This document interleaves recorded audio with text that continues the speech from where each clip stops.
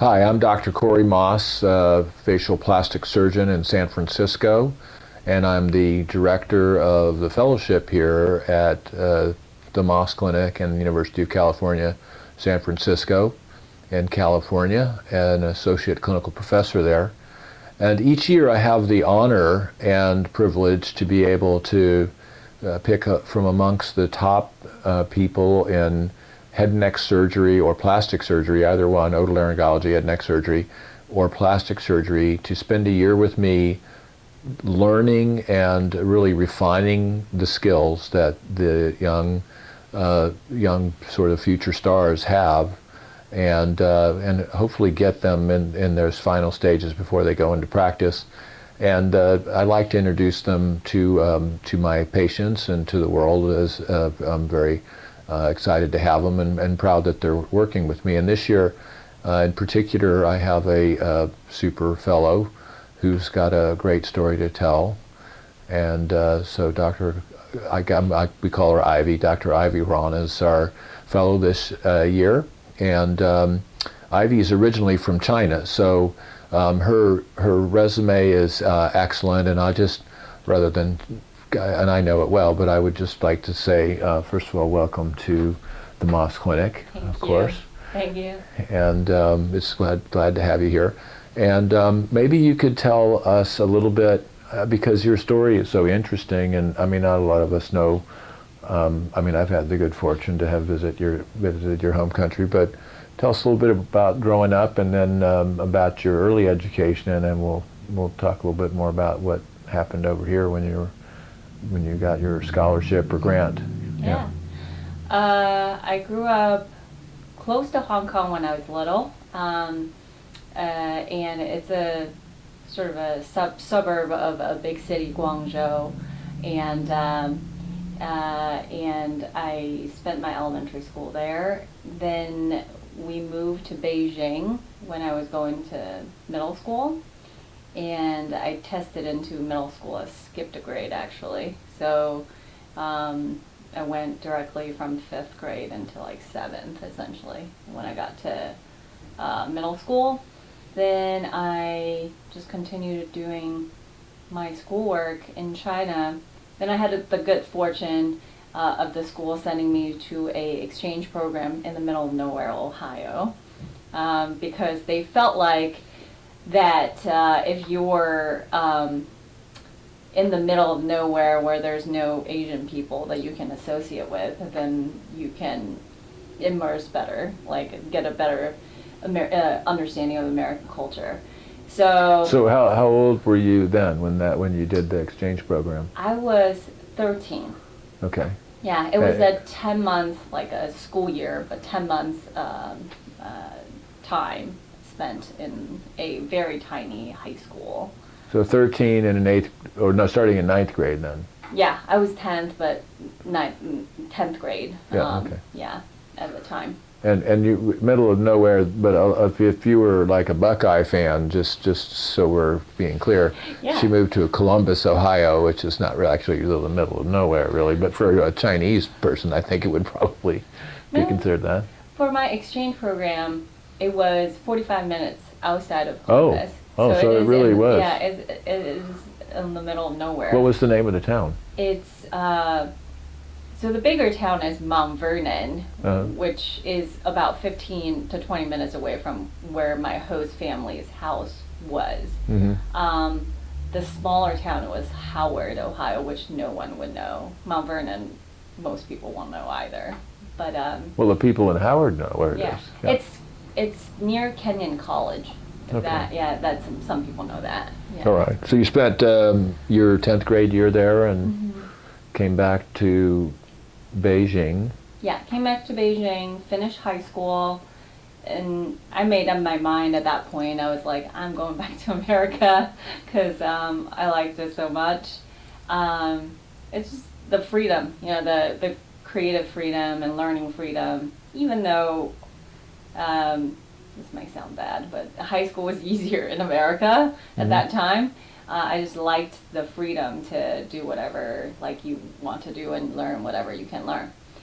So I was determined to go back, and and then Ohio seemed like a natural fit because I've already known what it's like, and so I went back to Ohio State after. Yes, I am a Buckeye. Yeah. So you applied to? Did you apply directly to Ohio State as an international? I did apply directly to Ohio State. I applied to a few other places as well, but Ohio State gave me like the first acceptance. Mm-hmm. And interestingly, that's the year of SARS. So I had to kind of leave when I could. Mm-hmm. So I didn't wait for any other acceptance. Not to say that I don't love Ohio State. I loved my experience there. Mm-hmm. But it was a little bit of the timing as well. And then I went to Columbus after. So Ohio State Buckeyes. So how Beijing to Ohio State, was there how did you, I mean, I understand you knew a little bit about Ohio, you mentioned that you felt comfortable with that, but was there any more to that? Weren't you like a scholarship or a grant recipient or something along those lines? Yeah, there was a research mentor that I met, Dr. Leone there, that essentially we connected, and I had written a grant, gotten grant money to go there to research on breast cancer as well as embryonal development.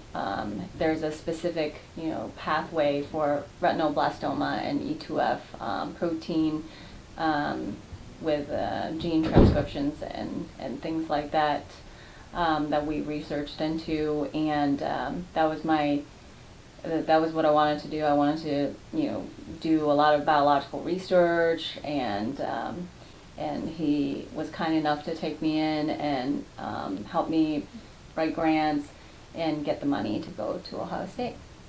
Right. So did that cover that was your undergraduate experience? Mm-hmm. And then did you do graduate, besides medical school, did you do any further graduate work at Ohio State or other places? Yeah, so after graduating from Ohio State, I went to Dartmouth for my medical school as well as PhD. So I did a dual degree program, the MD PhD program there.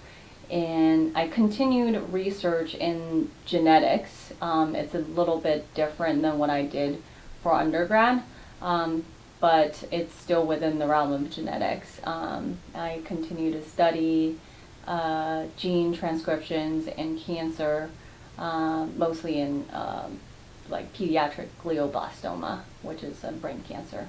So that's what I did for my PhD studies. So were you like doing a lot of nucleotide sequencing and things like this? Yeah, I did a lot of, and also Western blots. I don't think it's a thing anymore. I think that they're better technology these days. Yeah, and restriction enzymes and things like that Yep. are not really that. Now you put them in a machine and it spits out a sort of a Yep. 200,000 nucleotide sequence. So that all prepared you for, and in a normal track, going to medical school.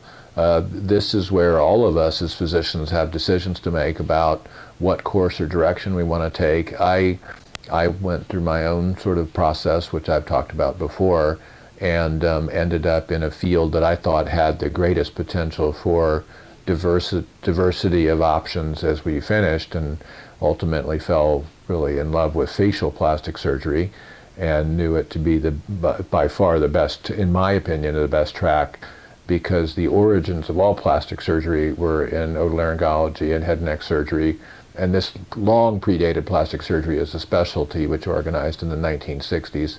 I noticed more recently they say 1931 on some of those things, but those must have been like little private clubs or something, because the specialty itself was organized in the 1960s. And facial plastic surgery got much more organized in the 1970s, so 6 or 7 years later. But and this all predated both of us, but obviously something drew you to head and neck surgery also. So what was that, and tell us a little bit about that part of it for you. Yeah, I think there's a big division whether you're going into surgery or you're going into medicine for every medical student. And for me, to be able to work, research is working with your hands, and there's some translation of working with your hands in surgery as well, and that part I like. And then also I just really like anatomy, and nothing better in terms of anatomy, just for the head neck area. It's just so complex and just fascinating. So for me, that part is what I really loved about head neck surgery. And then So you landed then, or applied to the program is called the matching program, and you go around the country, or some people just really just apply to the best programs, and one of those, a very good program where I have another fellow, it's at Northwestern, it was where you ended up landing in Chicago. So tell us a little bit about that experience. so And yeah. that was in head neck surgery, otolaryngology head neck surgery, right? Yes, through matching, I went to Northwestern for my residency in head and neck surgery, and I met Dr. Seidel, which is Dr. Maas, I guess, I don't know, 13, 14 years prior to my time. Mm-hmm. And he had been a fantastic mentor to me, and through him, that's how I learned about Dr. Maas, and then I just really wanted to be him, and I wanted to be trained the same way as how he was trained. So that's why I'm here. Yeah, so good. So a good pathway, and then there were some little things that might have happened to you along the way. So, for example, getting married to an American husband, things like that. Mm-hmm. I know they're details, but they're sometimes important. And yeah. So your husband was mobile enough to be able to come out to San Francisco, and Yeah. families in California, at least anyway. Mm-hmm. So that's a good thing.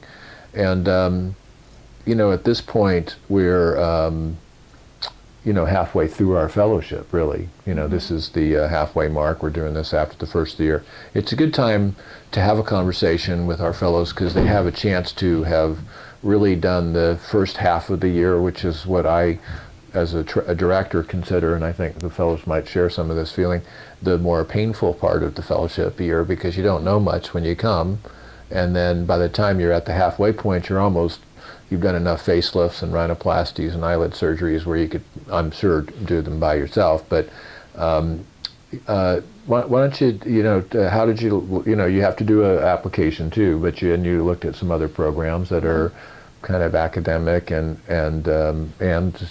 surgical, clinical, and how did you make those decisions? So I think academic centers, there are a handful of academic centers. There are a handful, or more than a handful, on both sides, the more private practice model. I've looked at both of them, and I'm coming from an academic center for a head and neck surgery training, so I know what that's like. But I don't know what it's like in the private world. And most of the cosmetic facial plastic surgeries are happening in the private practice setting, and or at least the more interesting ones are in the private practice setting. So that gives the private practice model, or the type of fellowship, I think, an advantage in training their fellows to be ready for what's to come. And I also, this is what I learned through coming here, that there's so much more than what happens in the operating room, and especially if you're in a private practice, you kind of see everything about taking care of a patient that you kind of miss out a little bit at continued residency. That's how I look at an academic center for fellowship. It's a continued residency, whereas going to a private practice kind of gives you a little bit more, in terms of training. And then obviously this particular fellowship is very special in that sense, is in that it is a private practice, but then there's still a lot of research embedded in it. And I coming from a background of research, obviously loved that part of the education component as well. In addition to just getting to know how to take care of a cosmetic patient. Yeah. And there's a lot to that, and you've done a very good job with your research. Thank you. Okay. So I'll say that. We kind of got into the fellowship a little bit, but at Northwestern, where you trained with one of my former fellows, who was a great, I'm sure was a great mentor. He's a great fellow too, smart guy, very nice guy, and a skilled surgeon. Very, very proud to have been involved in Dr. Seidel's training. But somewhere in that process, because head and neck surgery, otolaryngology, is such a broad field. I mean, you can be doing anything from complex, skull base, ear surgery and brain tumors to, scoping, doing really sinus surgery, and I think a lot of people think of, the traditionally ear, nose, and throat doctors like doing ear tubes and tonsils, but it is so much more complex. There's not a specialty that, from a head and neck standpoint, is more comprehensive than otolaryngology, head and neck surgery. And of course, out of that is facial trauma and facial plastic surgery. How did you, and so some people finish their residency and just go out and do all of those things or find certain areas, and others seek to get really super specialized training. And how did you decide to do facial? What was it that attracted you to facial plastic surgery, and you could even apply to plastic surgery training if you wanted out of a head and neck program, but chose to do facial plastic fellowship. So tell me a little bit about that. Yeah, and I did actually briefly also consider doing plastic surgery, but I think that my primary interest is, doing the finesse, the detailed surgery that facial plastic surgery really is about. It is, and then I previously mentioned I love head and neck anatomy, so that is also still part of it. That's why I want to get immersed in, the best possibility to get trained in doing those type of surgery. Mm-hmm. And that's why facial plastics kind of took over my thoughts of going into plastic surgery, which could potentially get you some of the same education. But from what I've seen in Northwestern, comparing other subspecialties to facial plastic surgery, I just thought that the fine detail in facial plastic surgery and the level of meticulousness is required. Not to say the other ones don't have it, but it's just it's a different level of requirement for this, and then it's what I like.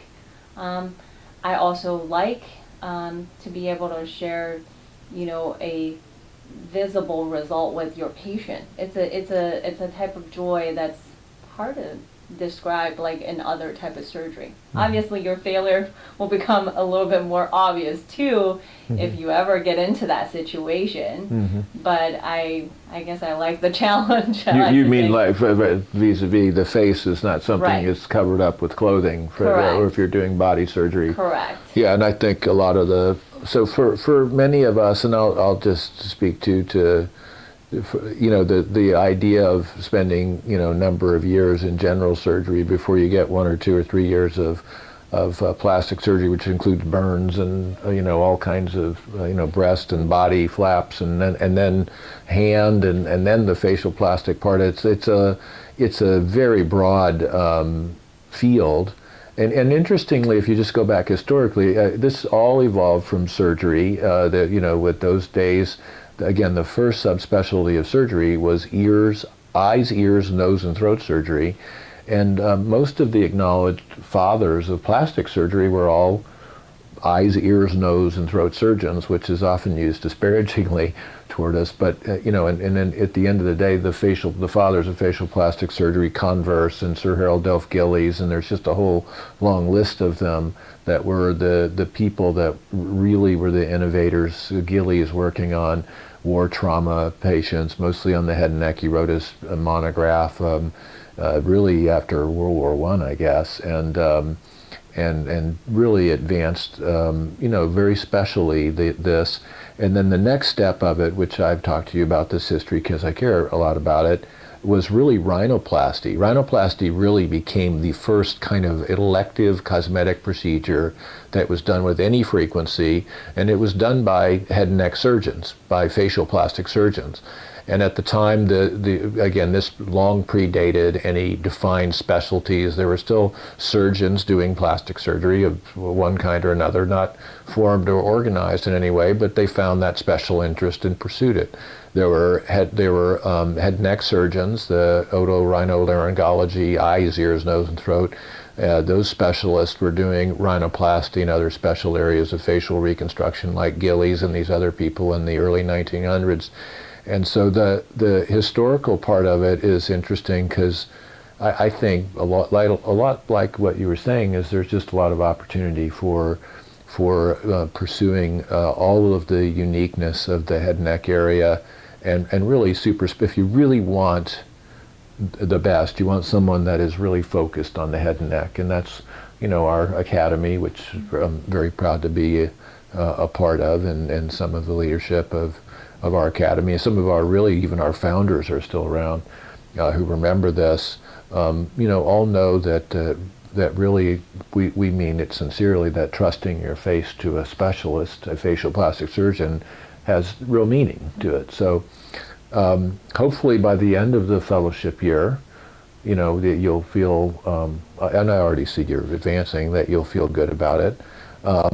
Any things you would, any comments or things that you were missing on that you'd like to be able to see or do that we haven't done yet, or things that you have observed that you particularly like, or?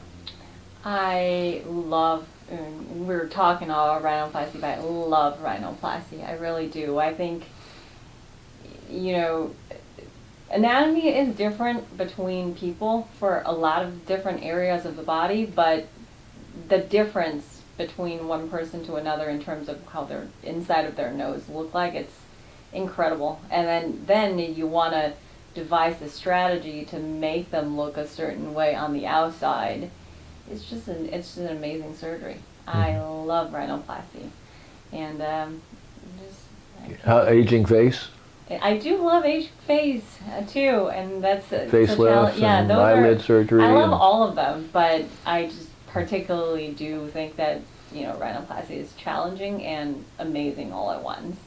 But I love eyelid surgery as well. That's also finesse surgery, and facelift. Great results give patient great joy. Great surgery too. Yeah. Well, so we had an opportunity to talk to one of my super fellows, and my fellowship dates back to the turn of the century. I hate to say that, but it's actually true. And each one of these young people come out and do great things in their own ways, and I'm very, very proud to have Dr. Ron here with me, who is quite a remarkable story. Somebody at 17 years old that moves from a huge city like Beijing and ends up in Columbus, Ohio, to further her studies and training. And so I'm looking forward to seeing great things out of you. Thank you.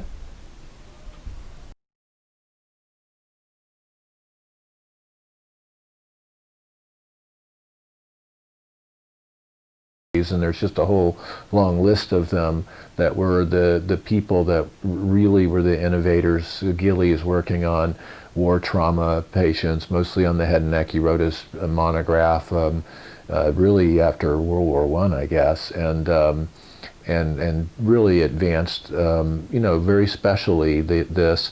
And then the next step of it, which I've talked to you about this history because I care a lot about it, was really rhinoplasty. Rhinoplasty really became the first kind of elective cosmetic procedure that was done with any frequency, and it was done by head and neck surgeons, by facial plastic surgeons. And at the time, again, this long predated any defined specialties. There were still surgeons doing plastic surgery of one kind or another, not formed or organized in any way, but they found that special interest and pursued it. There were head and neck surgeons, the otorhinolaryngology, eyes, ears, nose, and throat. Those specialists were doing rhinoplasty and other special areas of facial reconstruction, like Gillies and these other people in the early 1900s. And so the historical part of it is interesting because I think a lot like what you were saying is there's just a lot of opportunity for pursuing all of the uniqueness of the head and neck area, and really if you really want the best, you want someone that is really focused on the head and neck, and that's our academy, which I'm very proud to be a part of, and some of the leadership of our academy. Some of even our founders are still around who remember this. All know that really we mean it sincerely, that trusting your face to a specialist, a facial plastic surgeon, has real meaning to it. So hopefully by the end of the fellowship year, that you'll feel, and I already see you're advancing, that you'll feel good about it. Any things you would, any comments or things that you were missing on that you'd like to be able to see or do that we haven't done yet, or things that you have observed that you particularly like, or? I love, we were talking all rhinoplasty, but I love rhinoplasty. I really do. I think, anatomy is different between people for a lot of different areas of the body, but the difference between one person to another in terms of how their inside of their nose look like, it's incredible. And then you want to devise a strategy to make them look a certain way on the outside. It's just an amazing surgery. Mm-hmm. I love rhinoplasty, and aging face. I do love aging face too, and that's facelifts and eyelid surgery. I love all of them, but I just particularly do think that rhinoplasty is challenging and amazing all at once. But I love eyelid surgery as well, and that's also finesse surgery, and facelift. Great results give patient great joy, great surgery too. Yeah. Well, so we had an opportunity to talk to one of my super fellows, and my fellowship dates back to the turn of the century. I hate to say that, but it's actually true. And each one of these young people come out and do great things in their own ways, and I'm very, very proud to have Dr. Ron here with me, who is quite a remarkable story. Somebody at 17 years old that moves from a huge city like Beijing and ends up in Columbus, Ohio, to further her studies and training. And so I'm looking forward to seeing great things out of you. Thank you.